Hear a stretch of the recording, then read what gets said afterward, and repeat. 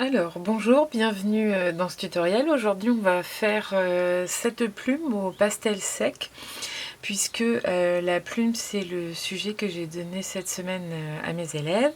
Je m'appelle Caroline Lecourt alias Talino Crero de mon nom d'artiste et je donne des cours de dessin dans une association sur Rennes. Cette semaine notre thème c'est les plumes. Donc voilà, on va travailler au pastel. Et bien c'est parti. Alors pour ce projet, je vais travailler sur un carnet de papier pastel mat de la marque Clairefontaine. Alors c'est un carnet 360 grammes. Il y a 12 feuilles et ce qui est intéressant dans ces carnets-là, c'est qu'on a différentes couleurs de papier. Pastel Mat, la marque Clairefontaine a sorti plusieurs harmonies différentes. Donc là, c'est une harmonie où on a des feuilles blanches, des feuilles un peu sanguines bisques, un fond gris et un fond noir. Donc voilà, et vous avez des harmonies plus bleutées, vert, enfin il y a plusieurs possibilités. Moi, je vais partir sur une feuille blanche. Donc, je vais juste détacher la feuille. Alors c'est pas mal parce que dans le carnet, chaque feuille a une feuille de papier de soie de protection. Ce qui est plutôt pas mal parce que bon voilà, une fois qu'on a dessiné, hein, le pastel, il faut le protéger puisque le pigment a tendance à être un peu volatile. Donc voilà ce que je vais utiliser pour ce projet. J'ai aussi sélectionné mes différentes couleurs. Donc ça c'est les crayons pastels que je vais utiliser. Donc c'est des Faber-Castell. Je mettrai toutes les références dans la barre d'infos. Et puis j'ai sélectionné quelques pastels. Comme on va faire une plume et que mon sujet est très fin, j'ai plutôt sélectionné des pastels durs. Donc les plus secs possibles. Donc les carrés comptés sont idéales pour ça, puisque c'est des petits pastels très très durs et du coup qui me permettent d'avoir des arêtes qui vont rester relativement entière pendant tout le dessin. Donc je vous mets ici un petit peu la palette que j'ai choisie. Donc ça ce sont les crayons de pastel et puis ici on a les pastels en carré. Je vous mettrai le plus de références possible en barre d'infos parce que la problématique avec les pastels, ceci par exemple, donc ça c'est un Jaxel que j'ai sélectionné mais il est limite trop tendre pour ce genre de travail. C'est intéressant parce qu'il y a un petit papier autour et du coup on a la référence de la couleur, donc là c'est un terre d'ombre naturel. Mais pour les autres on a juste une petite référence gravée à l'intérieur. Donc une fois qu'on la coupe et qu'on travaille avec, à moins de ça te fait un petit nuancé de côté, ben, on perd un petit peu la référence, qui est un petit peu dommage. Donc voilà, et bien c'est parti. Je vous mets ça au-dessus pour qu'on ait toujours un peu sous le nez les couleurs. Alors j'ai mis également de côté deux shapers. Donc ça ce sont des pointes en silicone qu'on peut utiliser. Bon, à chaque fois je les sors et je n'utilise jamais, donc on verra si je les utilise aujourd'hui.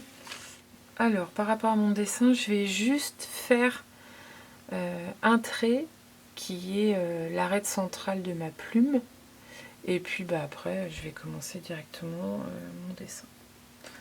Donc, je vais partir avec mon brin le plus sombre.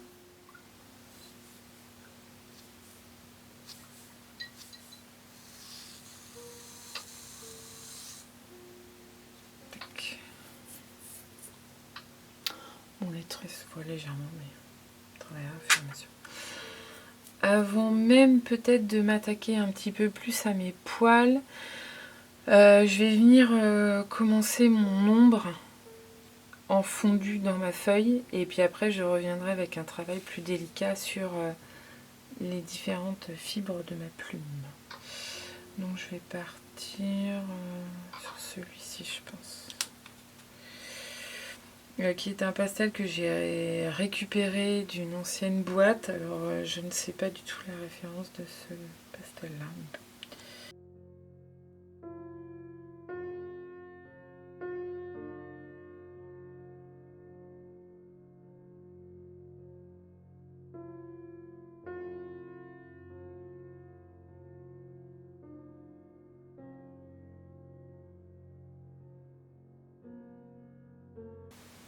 Voilà, pousser un peu les pigments sur notre feuille et après je viens avec mon doigt Et tout doucement, je viens fondre mes couleurs de manière à avoir une ombre un peu douce.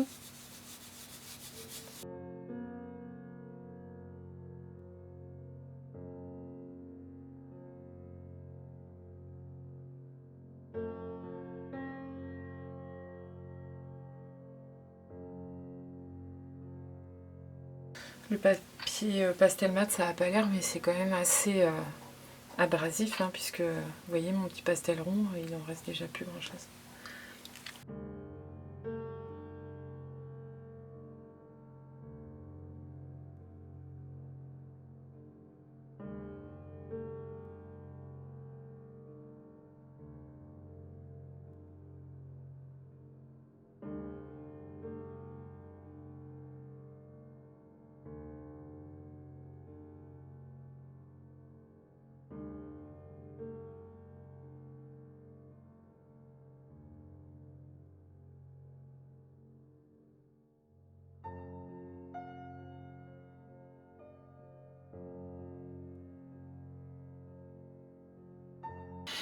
Donc voilà, là on a commencé déjà un peu à esquisser une ombre. Pour l'instant je ne vais pas en dessiner plus que ça. Et je vais commencer à travailler sur les différentes textures de plumes. Donc je vais commencer avec cette couleur-là, donc ce pastel-ci, qui est un pastel assez dur. Petites arêtes là. On va voir un petit peu ce que ça donne. Et je vais commencer à travailler. Alors, on travaille tout en légèreté, puisque l'idée, ça va vraiment être de donner des petits coups de pastel pour venir donner l'illusion de mes petites fibres de plumes.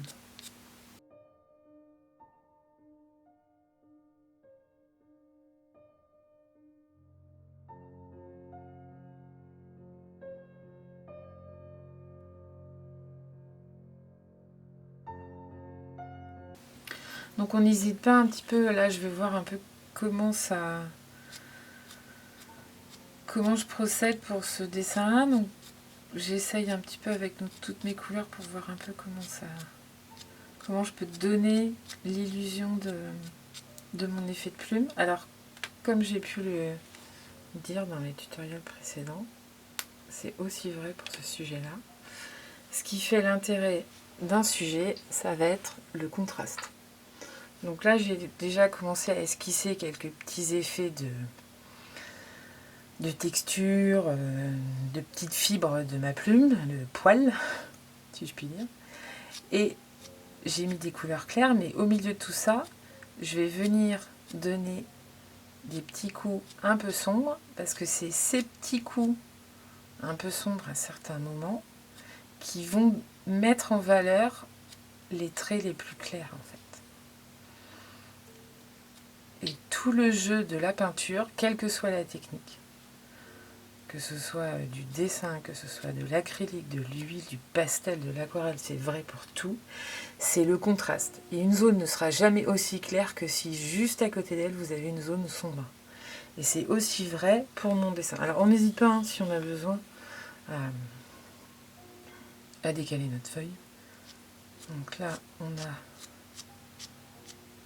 la tige de notre plume. On peut commencer à l'esquisser.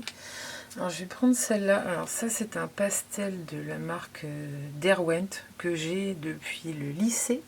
C'est dire si ça date. Qui est un pastel, j'aime bien la couleur, mais c'est très problématique puisque vous voyez, hein, il y a un espèce de, je ne sais pas si vous verrez bien la caméra, un espèce de vernis étrange dessus qui fait que je ne peux pas le travailler comme ça, il faudrait que je le gratte. Mais par contre, c'est un pastel dur et du coup, je peux avoir des arêtes intéressantes. Malgré tout, je l'aime bien. La couleur est belle en plus et du coup, comme il a des arêtes qui tiennent très très bien la route, je peux me permettre de travailler des traits fins et c'est assez intéressant.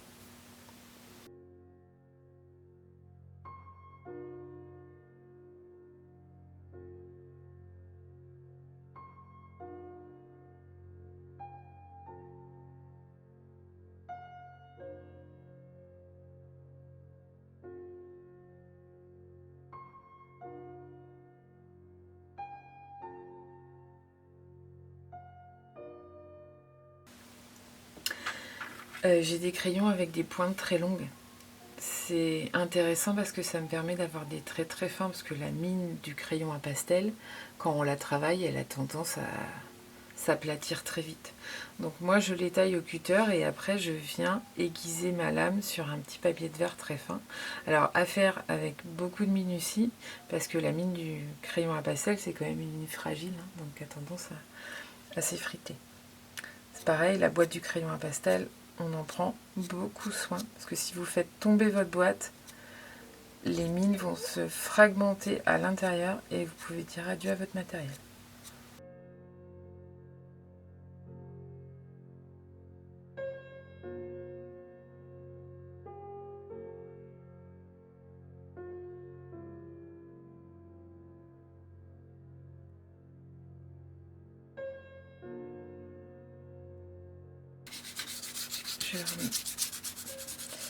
J'avais pas forcément fait ça au début, mais on va mettre un petit effet de fond blanc quand même sur cette partie-là. Ce sera plus facile pour venir travailler notre effet de poil. De poil. Enfin de plume, vous m'avez compris.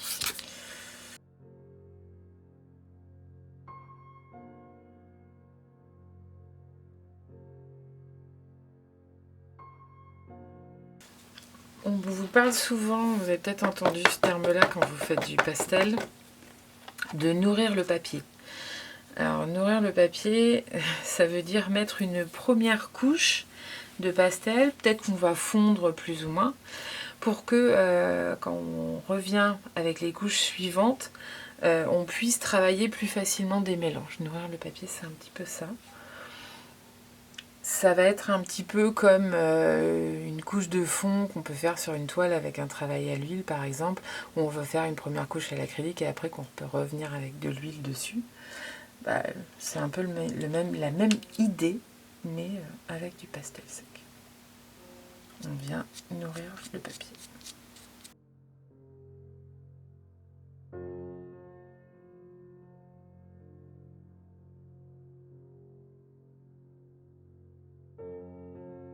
C'est aussi pour ça que j'ai pris 2-3 pastels là qu'on voit ici, qui sont dans des teintes un peu plus jaunes, pour donner des nuances un peu différentes à mon travail.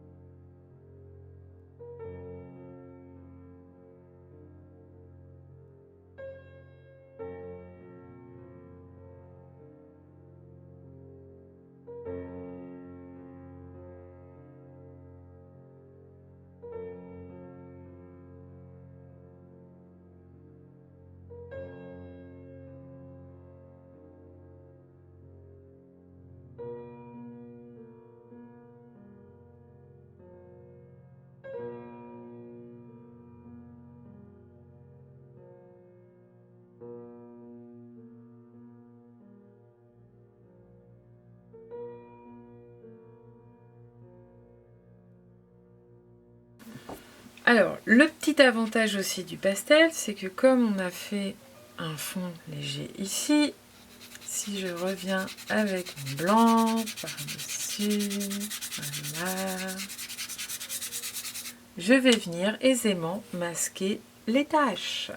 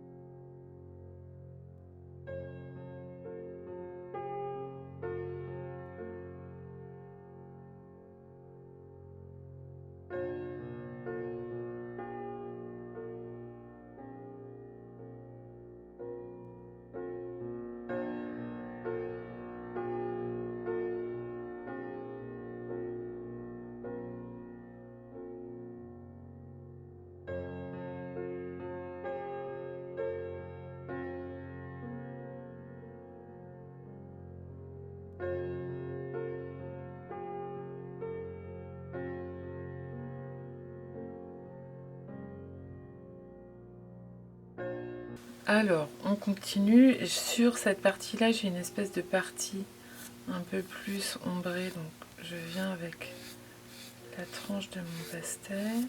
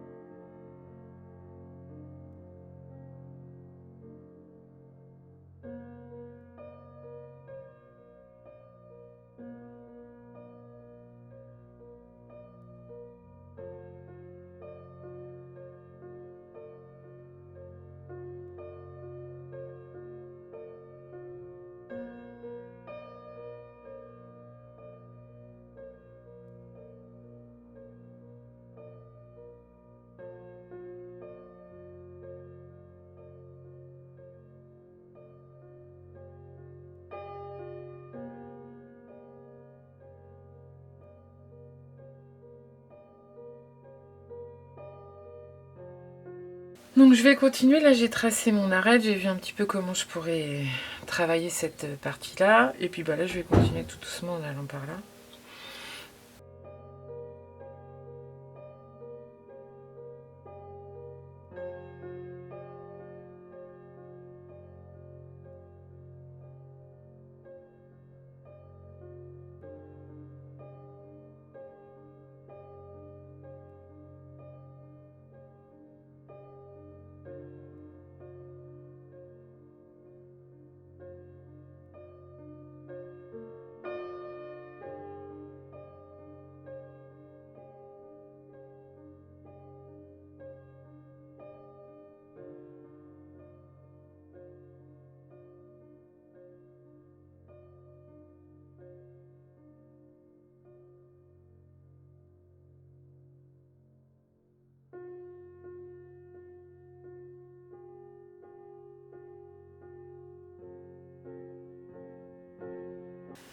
Reprendre après une petite pause pour transférer mes fichiers. Et c'est reparti.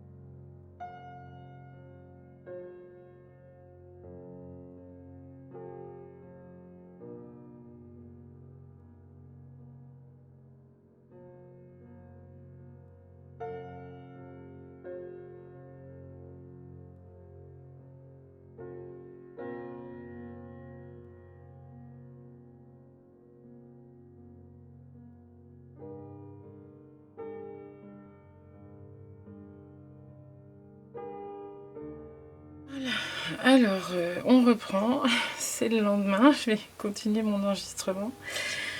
Donc on en était rendu là sur ma plume. Et puis bah, je vais continuer. Donc je continue en prenant mes petits carrés comptés. Et puis en venant continuer à faire mes différents petits effets de fibres de plume au fur et à mesure. Donc par petit à coup. Voilà. Je vais en profiter. Voilà. Reprendre un petit carré avec des arêtes plus tranchantes pour continuer d'avoir des effets très vifs dans mes petits coups de plume. Là on le voit bien quand je trace.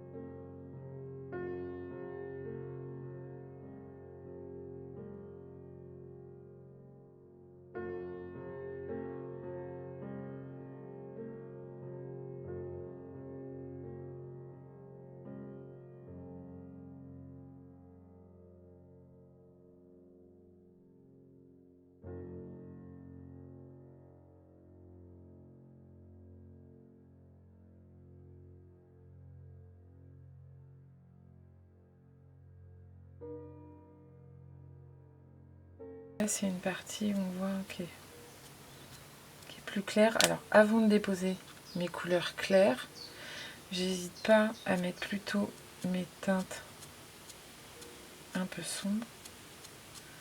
Comme ça va venir faire une petite trame de fond.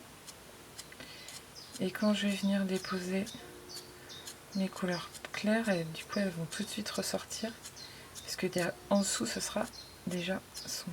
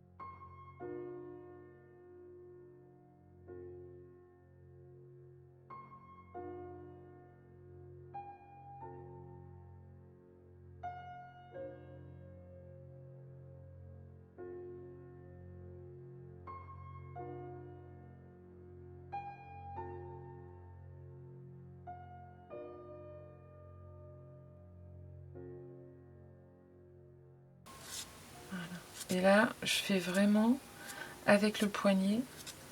Alors bon, pas forcément là parce que sinon je vais venir effacer, mais dans ces cas-là, je reprends ma petite baguette, voilà, je la pose sur le bord de ma table, ici. Je pose mon poignet dessus, comme ça, ça ne vient pas poser sur ma feuille. Et comme ça, je peux venir travailler plus facilement. Donc avec le petit doigt, toute une technique, hein, je viens caler ma feuille pour éviter que ça bouge. Et là, je fais vraiment... C'est mon poignet, vous voyez, hein, qui travaille pour venir... Non, j'hésite pas, je bouge mon carré pour avoir toujours un effet d'arête. Et je vais venir donner mes petits coups.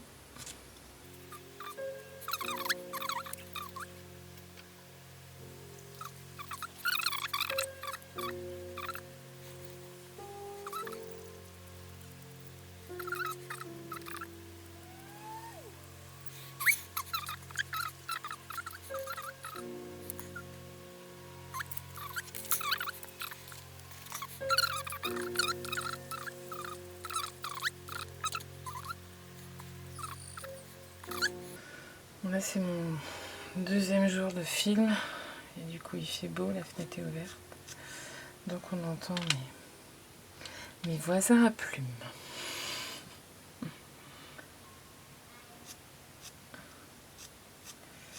Alors pour ceux qui se demandent ce que c'est comme espèce d'oiseau, ce sont des pans. Alors j'espère avoir le temps de faire des plumes de pan cette semaine. On se rappelle poil dans le thème.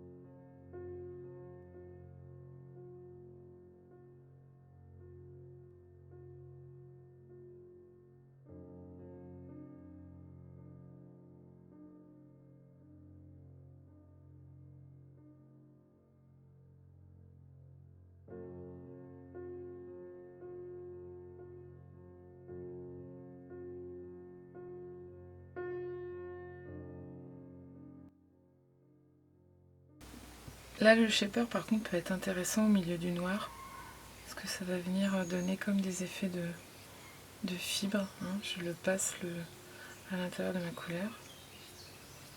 Voilà. Je ne le nettoie pas, donc il y a encore du noir dessus, ce qui fait que ça va étirer un peu. Voilà, c'est pas mal. On va venir ici aussi. Le mettre... Ça va venir adoucir en fait mes coups. Donc je le passe en longueur comme ça. Attention à bien s'arrêter là où j'ai décidé évidemment.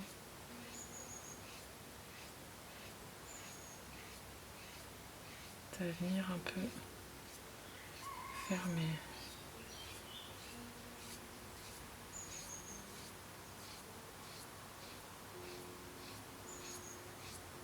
Voilà. Tant que j'y suis, je vais aussi donner quelques petits coups ici. Au milieu de mes...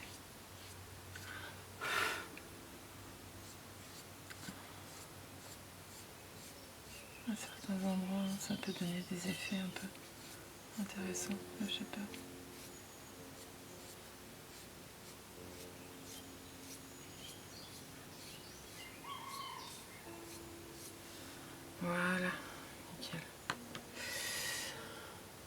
Donc voilà, ce tutoriel est fini. Donc comment dessiner une plume, donc des carrés comptés, des crayons pastel, donc dans l'ensemble du pastel travaillé de manière très sèche pour pouvoir voir des petits coups vifs et des traits assez fins.